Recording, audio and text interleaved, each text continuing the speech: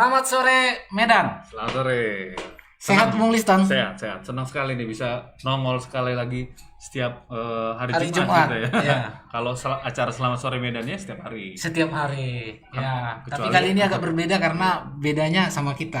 Beda aja gitu. Ngomong-ngomong Bung, ini tanpa membuang waktu lebih Oke. lama, Ada breaking news ya Bung ya. kita akan langsung melaporkan kepada Tribuners tentang kejadian yang sedang berlangsung sekarang di Percut Setuan. Ya, di sana ada kecelakaan lalu di lintas kereta api ya, lintasan Bung. kereta api. Sekarang kita sudah terhubung dengan reporter kita Freddy Santoso. Halo Bung Freddy. Ya, halo. Baik Bung, bisa dijelaskan kira-kira apa yang sedang terjadi di tempat Bung sekarang ini? Ya, halo Bang Liston dan juga Bang Randi. Jadi saat ini itu warga sedang berkumpul di mana salah satu pria lanjut usia itu tadi itu sekitar setengah jam yang lalu itu tergilas oleh kereta api dari ketika dia mau menyeberang ke arah Simpang Jodo begitu. Jadi saat ia menyeberang itu secara bersamaan kereta api itu sedang melintas juga sehingga ia yang menyeberang terpental dan langsung tewas di tempat. Jadi sampai saat ini pria tua yang sudah meninggal ini masih dikerubungi oleh warga yang berkumpul dan jasadnya, mayatnya ini sudah dibungkus menggunakan Mungkin bisa perlu ditampilkan ya. Bung Freddy, Bung Freddy. jenazahnya. Baik, ini di daerah perlintasan yang resmi tanda kutip atau dia ada kapalang di situ? Ya, Bung? di Patal itu. Ya, jadi sebenarnya di lokasi ini ada palang nih, dapat kita lihat. Ini memang ada palang, tapi belum diketahui pasti seperti apa kronologis pastinya sehingga ia bisa menyeberang. Padahal memang jika sekarang ini aja jika ada kereta api itu palang maupun sirine itu memang berbunyi begitu. Jadi belum diketahui pasti kenapa ia tetap nekat menyeberang sehingga tertabrak begitu Bang Liston dan juga Bang Ranti. Jadi memang kondisinya di sini itu emang macet dan itu di situ terlihat mobil ambulans itu juga terjebak macet. Jadi memang agak kesulitan itu untuk mengevakuasi korban untuk dibawa ke mobil ambulans. Jadi memang ini ambulans tadi memang udah ada sekitar 15 menit berada di sini memang, tapi karena kondisinya itu macet jadi sulit untuk melakukan evakuasi terhadap jenazah lansia yang tertabrak kereta api ini Bang. Jadi terjebak macet karena apakah ada kendala? Kami belum jelas ini kenapa belum diangkut juga Bung Freddy jenazah. Ya karena kondisinya ini macet parah Bang. Ini dapat kita lihat ini ya. Ini macet parah dari arah manapun nih, macet parah sehingga ambulansnya itu terjebak jadi nggak bisa masuk kemari. Oke, Bung Freddy, aparat yang bertugas tampak beberapa sudah ada di TKP ya, Bung ya? Ya, jadi aparat itu juga sudah ada di TKP dan sama mobil patroli juga tadi terjebak. Oke, Bung Freddy, sedikit tadi Bung Freddy. Ya, Keterangan ada tidak kita dapat keterangan dari saksi mata terkait kronologisnya, Bung? Maksudnya apakah Bapak ini menyeberang saat palang perlintasan sudah turun atau bagaimana begitu, Bung? iya, jadi Bapak ini menyeberang saat perlintasan ini, palang perlintasan ini sudah turun. Dia menyeberang dari sini. Dia menyeberang dari sisi samping dari Simpang Jodo mengarah ke arah Tembung begitu Bang. Dari Simpang Jalan Jodo mengarah kaki ke kah atau Tembung. menggunakan sepeda motor begitu atau beca misalnya? Jalan posisinya yang menyeberang jalan kaki Bang, tidak Jalan menggunakan kaki, ya. kendaraan bermotor. Oke, jadi dugaannya apakah ini dalam keadaan sadar kah? Kan banyak juga kita temukan kasus-kasus yang jadi korban itu tidak sehat dalam tanda kutip ya, Bung Freddy. Iya Bang, dia jadi dalam keadaan sadar dan normal gitu Bang. Oke. Oh, oke. Baik, Bung Freddy, itu dulu. Terima kasih perkembangannya. Bisa ditunggu informasi Ya, diupdate perkembangan nantinya. dari lokasi kejadian. Siap. Ya bang. Nah ini, Terima kasih bang. ini cukup sering kita ketemu kasus Iya, Bu. seperti ini, Bung Randi ya, bahwa orang sebenarnya kalau yang kita temukan mungkin rata-rata, maaf kata, ini ODGJ banyak yang jadi ODGJ korban ya. ini ya. Orang dengan Gangguan jiwa. kejiwaan ya. Nah, jadi ODGJ ini kan mungkin tidak sadar bahaya. Iya, Dia kurang bisa terhubung dengan realitas begitu. Jadi betul. Soalnya tadi memang palang perlintasannya ada ya, Bung ya. dan biasanya itu kan apa ya, Bung ya? Iya, beberapa. Apalagi ini ada biasanya kalau resmi bunyi sirene itu kan cukup apa Iya, ya? Bung. Iya, betul. Dan biasanya sekitar 1 atau 2 kilometer sebelum sampai di Atau, perlintasan ya, ini udah turun tuh. Banyak jadi spekulasi ya, Bung, apakah memang Ya. ini sengaja atau gimana begitu. Iya, Ada betul, kesengajaan. Bung. Tapi kita turut prihatin dengan kejadian ini, mudah-mudahan korban bisa segera dievakuasi dan Iya, benar. mudah-mudahan bisa teridentifikasi siapa dan Pria lansia ini bisa ya, Bung, ya. diurus keluarganya. Iya, Bung. Begitu, Kita Bung. berharap seperti itu juga. Oke, itu tadi jarang-jarang kita buka langsung breaking news ya, Bung. Iya, ya. ada peristiwa yang tiba-tiba harus harus kita sampaikan ke Nah, oke. Tribuners. Ini Yang kedua ya, Bung ya. berita berikutnya ini dari daerah Dekat rumah Randi dekat itu. rumah Randi di Gedung Johor ya, Bung ya. Ya, kompleks apa ini, lingkungan 3 Gedung Johor. Ya, oke. Jalan Eka Warni. Tepatnya di lingkungan 3 Gedung Johor Jalan Eka Warni. Ya. Tadi siang itu ada kegemparan karena ditemukan seorang pria tewas. Ya. Gitu ya, sudah dalam keadaan tidak bernyawa, dan hingga pukul 4 tadi tim Polrestabes masih melakukan olah TKP, dan jenazah warga yang ditemukan meninggal ini diduga sudah lama gitu ya, Iya, benar, Bung. sudah Karena lebih sudah- dari 1 hari, kondisinya sudah tidak mengeluarkan aroma yang tidak enak. Nah, menurut Muhammad Ilyasah, ini rekan kerja korban, dia datang ke rumahnya karena Ilyas ini seorang guru dan Profesinya guru ya, Bung ya. seorang guru SD di Darul Ilmu Murni, dan Oke. sudah tidak datang gitu bekerja untuk SD Darul Darul Ilmu Murni. Ya. Nah, jadi menurut rekan si korban, Ya. rekan ini tinggal sendirian di kamar kos dan Sendirian ya, Bung ya. ya, dan baru pindah 2 hari ke kos itu ya. Iya. Menurut saksi juga korban tidak memiliki riwayat penyakit. Nah, Berarti nggak ada sakit penyakit sebelumnya ya, Bung ya. itu sepengetahuan dari saksi. Dari Tapi rekan kerja korban. untuk update informasi, kita akan bertanya ke reporter kita Arjuna Bakara. Halo Arjuna. Selamat sore, Bung Arjuna. Baik, Bung Arjuna. Baik, Bung Arjuna, bisa diceritakan tidak bagaimana kronologi dan kira-kira dugaan-dugaan dan informasi terbaru yang ditemukan terkait penemuan jenazah dari guru ini?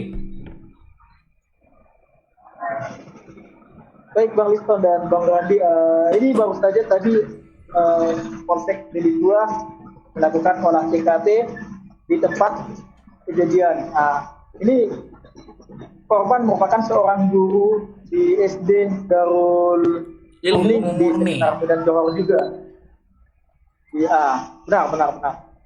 Dia sudah 3 hari tidak masuk sekolah sehingga menimbulkan penasaran pada rekan kerjanya. Berdasarkan persyaratan tersebut, rekannya sesama guru mendatangi korban dan mendatangi rumah kos korban seperti yang di belakang saya. Sini korban ngekos seperti itu. Jadi ketika ditemukan tadi, halo, Ya, Bung. Ya, Baik, ketika ditemukan, bisa dengar saya bang? bisa. Lanjut, silakan Ya, laporannya. ya.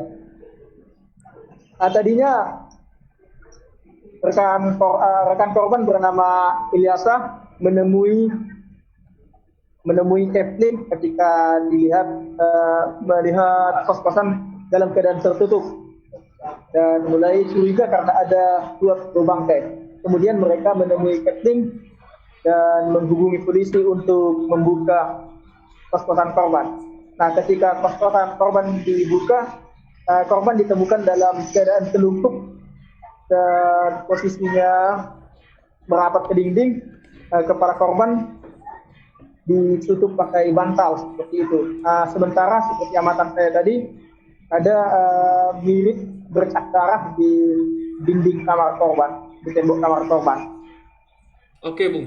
Jadi ini masih perlu diselidiki ya, Bung. Apakah ini memang ada unsur keterlibatan orang lain atau apakah memang sakit? Tadi di berita yang kami baca Tidak ada riwayat sakit ya, Bang? rekan kerja tidak mengatakan tidak mengetahui ada dia sakit gitu ya sebelumnya. Tapi kan dia sudah tidak masuk 2 hari dan mungkin memang sejak 2 hari itu dia sudah meninggal mungkin ya, Bung ya? Atau bagaimana kalau menurut Bung Arjuna? Dia masuk terakhir pada hari Senin. Namun sebelumnya menurut rekan korban yang juga bernama Ilyas, dia tidak pernah bercerita dan tidak ada penyakit yang menyertai di tubuh korban. Jadi tidak ada kemungkinan sakit. Bagaimana Dan dengan kemungkinan korban sedang menjalani isoman, Bung? Kan ini ada juga kasus-kasus seperti itu ya, pasien COVID yang sedang isoman lalu meninggal dunia. Kira-kira ada nggak kemungkinan seperti itu, Bung? Sama sekali sejauh ini tidak ada kemungkinan yang mendekati bahwa korban sakit karena menjalani isoman, karena pada hari Senin dia normal sebagaimana biasanya mengajar di sekolah tersebut. Namun semenjak hari Selasa hingga semalam bahkan hari ini tidak ada kabar, sehingga rekan kerja korban penasaran dan mendatangi kos-kosan korban seperti itu. Dan memang sepeda motornya dipastikan hilang ya, Bung ya? Sejauh ini sepeda motor korban belum dipastikan hilang atau bagaimana, tapi ada seseorang yang mengantar surat-surat penting korban seperti KTP dan STNK ke lokasi ini dan diterima warga di sini seperti itu. Hingga saat ini juga belum bisa dipastikan apakah korban dibunuh. Dan menurut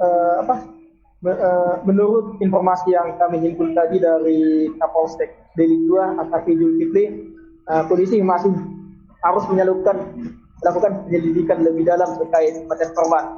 Jadi belum bisa dipastikan apakah korban dibunuh atau seperti apa. Di tubuh korban juga seperti yang kami tanya tadi, apakah ada luka, polisi belum bisa memastikan apakah ada luka karena harus menjalani proses autopsi. Betul. Ya, sedikit lagi Bung, tadi rekan korban Ilyasah ya, itu mengatakan bahwasanya masih korban ini masih bertemu dengan korban pada Senin ya Bung ya, pada Senin. Nah kemudian Keplingnya bilang si korban ini baru 2 hari pindah ke rumah kontrakan ini ya Bung. Ya, dia baru 2 hari pindah ke kontrakan sebelum ditemukan. Dia ngekos di arah belakang. Kemudian 2 hari kemarin dia pindah ke sini dengan pemilik yang berbeda seperti itu. Oh, hanya jaraknya hanya sedikit saja itu ya Bung ya? Jarak pindahnya maksudnya? Hanya sedikit saja Bang. Oke Bung, Oke, berdasarkan keterangan warga barangkali atau mungkin rekan korban, bisa tidak diceritakan sedikit saja soal keseharian korban ini Bung? Baik, seperti yang saya tanya-tanya tadi kepada warga, rekan korban dia merupakan orang yang humanis, kita bergaul dan mengajari anak-anak ngaji di sekitar masjid dekat sini untuk keseharian korban. Dan dia orangnya termasuk orang yang bergaul di lingkungan ini seperti itu. Oke Bung Arjuna, terima kasih atas update pemberitaan terkait korban pembunuhan korban penemuan mayat diduga dibunuh ini di Jalan Eka Warni. Selamat bertugas kembali Bung Arjuna. Selamat sore. Selamat bertugas, Bung. Baik, ini mudah-mudahan Ada videonya sepertinya Bung. iya. Sebelum Oke, kita sebelum lihat, kita- coba kita lihat dulu ini Bung. Oke.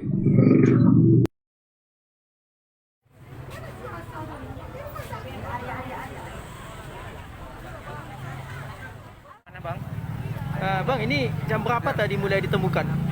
Oke, jadi awal mulanya kami sebagai rekan kerjanya itu putusan dari sekolah, ya dia udah 3 hari nggak masuk kerja tanpa keterangan juga gitu. Nah, setelah kami cari info, dapatlah ternyata rumah kos dia. Setelah kami dapati di sini dan kami minta keterangan juga sama pemilik rumah kos tentang keberadaan dia. Ya. Dan pemilik rumah kos juga bilang udah beberapa hari dia nggak ada nampak gitu. Di dalam dia kondisinya seperti apa? Kalau kondisinya dari yang saya lihat tadi kondisinya udah membusuk lah dibilang ya. Kayak udah beberapa hari lah gitu meninggalnya, seperti itu Bang. Ada telungkup kah atau apa? Ya posisi tubuhnya telungkup dan kepalanya itu ketimpa bantal gitu. Ketimpa bantal. 3 hari lalu masih ke sekolah? Terakhir kali ke sekolah di hari Senin. Hari Senin. Selasa dia udah nggak ada kabarnya tanpa keterangan sampai hari ini. Oke, itu tadi Bung Liston ya, cukup ini membuat Ya. kita Mudah-mudahan takut bisa lah terungkap ya, Bung ya, penyebab kematian. ya, dan kalau misalkan nantinya itu berdasarkan hasil penyelidikan memang pembunuhan, semoga pelakunya cepat ditangkap. Ya, dan diproses. Atau setidaknya motifnya juga penyebab dari tewasnya atau meninggalnya korban ini bisa diketahui lebih cepat ya Bung ya. Baik. Nah, untuk sebelum kita lanjut ke berita berikutnya nih, Bung. Oke, ada apa dulu yang mau lewat? Ada yang ya, mau Bung? lewat berikutnya nih, Bung. Oke, apa itu?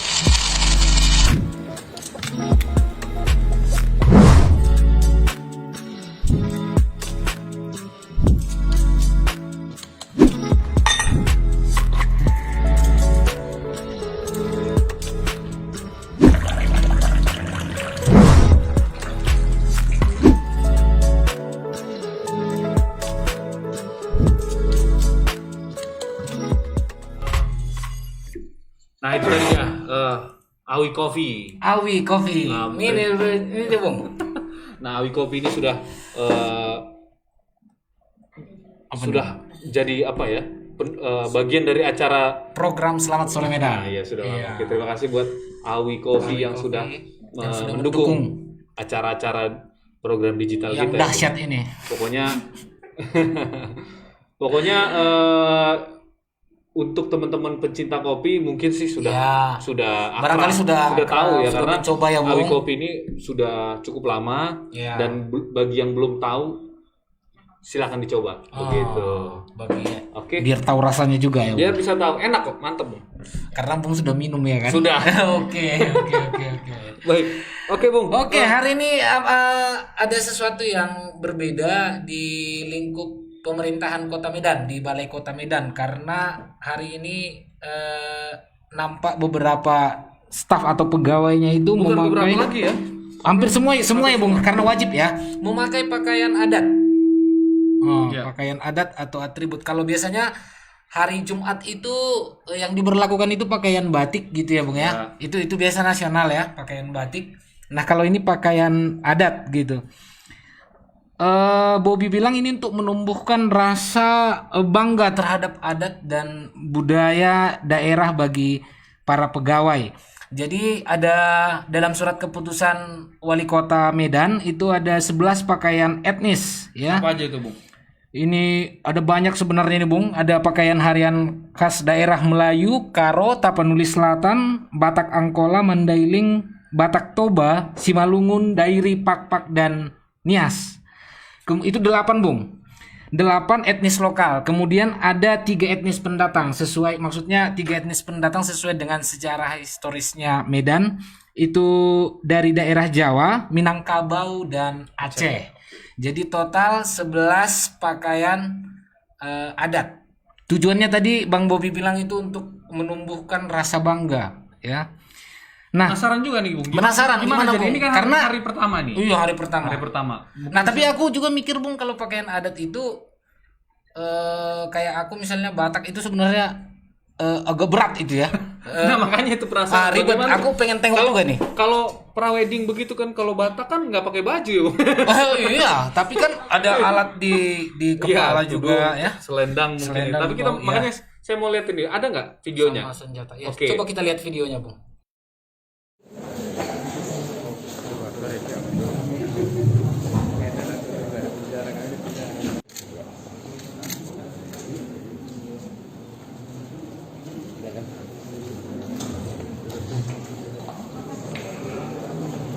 Hari terakhir semalam saya sakit di rumah memang tubuh setengah hari juga nggak bisa. Hah? Ika? Iya, Ika mana? Enggak di atas Ika, Pak? Bicara Pak Wali pas boleh. Bagi ASN atau pegawai P3K yang tidak memenuhi, misalnya Pak tidak memakai pakaian adat, apakah ada sanksi? Tegur aja nanti orang yang kita minta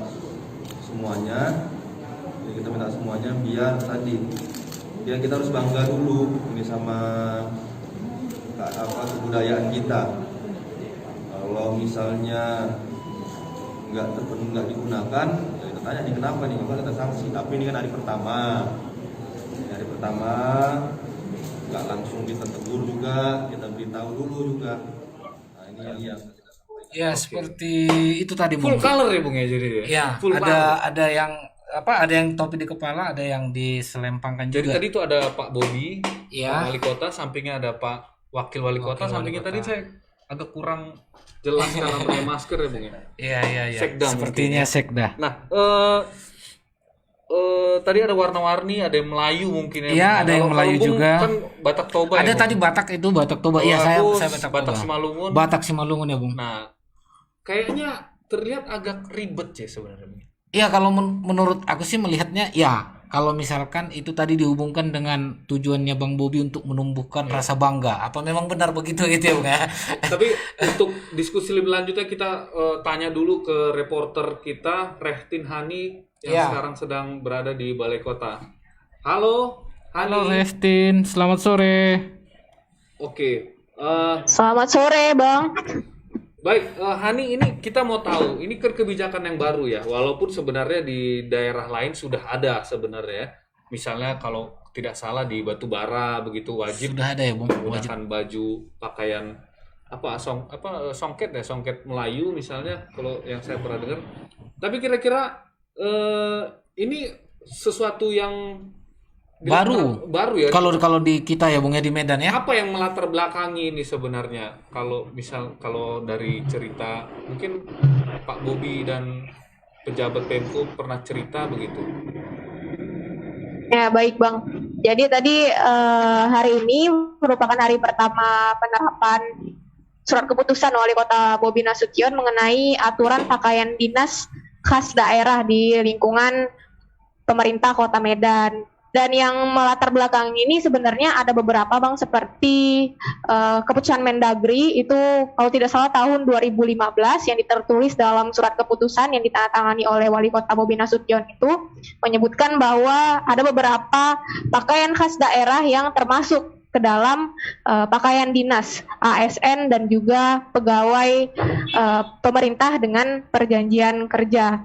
Dan berdasarkan surat keputusan yang dikeluarkan Wali Kota Bobi Nasution juga terdapat Perwal Wali Kota Medan tahun 2019. Jadi sebenarnya ada perwal yang mengatur bahwa pakaian adat ini juga termasuk ke dalam salah satu pakaian dinas yang diterapkan di pemerintah Kota Medan begitu. Tapi baru bisa diterapkan di masa kepemimpinan Wali Kota Bobi Nasution karena inisiatif beliau juga untuk menumbuhkan rasa bangga terhadap keberagaman etnis dan budaya yang ada di Kota Medan begitu, Bang.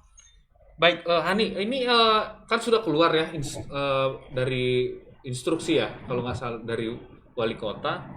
Jadi dalam pelaksanaannya apakah misalnya para ASN dan pegawai itu diberikan anggaran atau dia harus Pribadi ya, Bung, ya? anggaran pribadi? Dan bagaimana realisasinya di lapangan pada hari pertama pelaksanaan kebijakan ini? Iya baik Bang, kalau tadi dari amatan kami di lapangan di Balai Kota sendiri itu sudah mulai diberlakukan untuk ASN dan juga pegawai pemerintah dengan perjanjian kerja atau P3K, tapi masih ada juga yang belum menggunakan.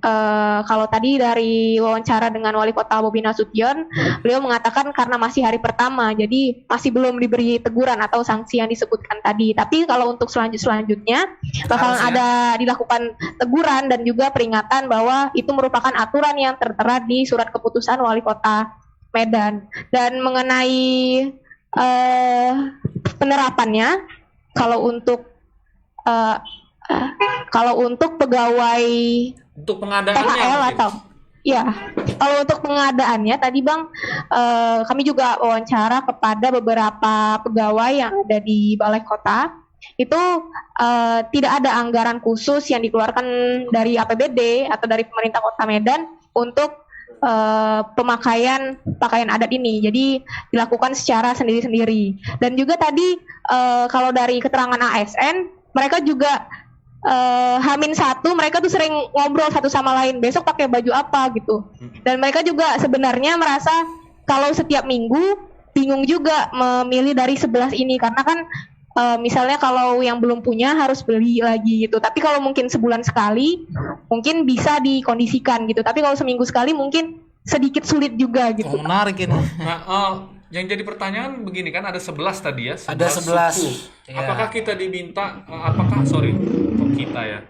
Perasaan Perasaan ASN ya. Maksudku apakah ini kita di ASN atau pegawai ini diminta menyesuaikan dengan sukunya sendiri atau harus 11 ini dia punya koleksinya begitu? Iya. Kalau dari penjelasan Wali Kota Medan tadi Bang, sebenarnya kalau untuk ASN dan P3K ini dibebaskan. Yang penting ada dari 11 etnis yang ada di Kota Medan ini.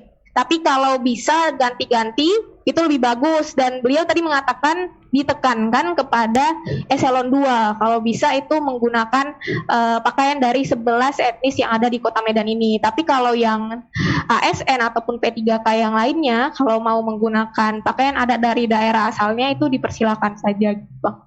Nah, ini kan menarik ya sebenarnya kan. Pastinya Bang. Malah ribet dari sebenarnya. Pakaian tradisional ini seperti ulos sendiri kan kita tahu dia banyak kreasinya sekarang supaya lebih modern. Tapi untuk pakaian setiap hari Jumat ini di Pemko Medan, apakah dia sudah ada panduannya begitu? Bagaimana dia lebih praktis mungkin dipakai karena ini kan untuk kerja. Iya benar-benar. Ini kan? gimana Rehtin? Apakah memang disimpelkan begitu? Maksudnya ya di custom lah seperti batik ya? Apakah itu kan ada kita selera sendiri atau gimana? Begitu atau gimana? Karena ada juga perdebatan sebenarnya Bung. Soal pakaian adat ini ya? Oh iya, karena kalau misalkan dibuat dia seperti pakaian kemeja seperti ini, kalau para tua-tua itu juga bilang itu mengurangi rasa sakralnya itu loh, kesakralannya. Nah ini kan memang setiap pakaian adat itu ada peruntukannya istilahnya. Iya gitu loh Bung. Corak-corak. Ya kalau tetua kita juga dulu nggak selalu memakai itu kan, karena nggak memakai baju adat terus, karena itu memang kan digunakan untuk pertemuan-pertemuan yang sangat penting. Barangkali ini juga penting karena hari Jumat ya Bung ya. Cuma apakah ada disimpelkan supaya praktis tadi Rektin atau memang murni pakaian adat gitu?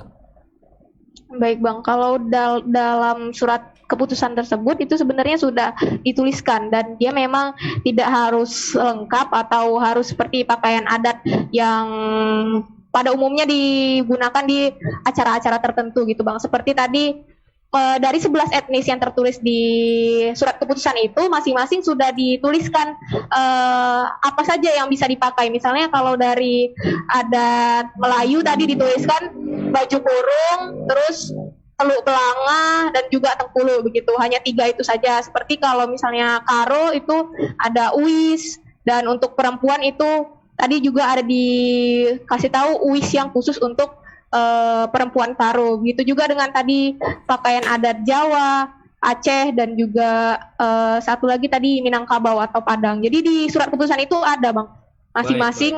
Jadi tidak harus lengkap semuanya gitu. Oke. Jadi ini kalau pada pekan pertama masih ada toleransi ya kalau tidak menggunakan pakaian adat ya.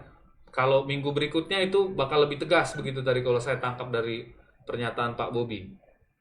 Iya, benar Bang. Karena tadi juga di Balai Kota masih ditemukan beberapa ASN yang masih belum menggunakan pakaian adat gitu. Baik. Nah, kira-kira ada nggak? Kan tadi Hani tadi cerita ada ngobrol-ngobrol dengan ASN dan pegawai. Bagaimana perasaan mereka menggunakan pakaian adat seperti apakah nyaman, apakah mendukung kinerja begitu? Lebih efisien tidak kerjanya? Saya pernah dengar cerita yang waktu driver Transjakarta itu kemarin yang pakai pakaian adat kan gitu ya. Itu banyak kritik soal itu. Karena sebenarnya nggak perlu banget gitu kan. Setiap gitu. Pekerjaan dia punya pakaian yang sesuai. Iya, yang sesuai gitu. Untuk mendukung efisiensi dan efektivitasnya. Betul. Nah, ini bagaimana Rektin?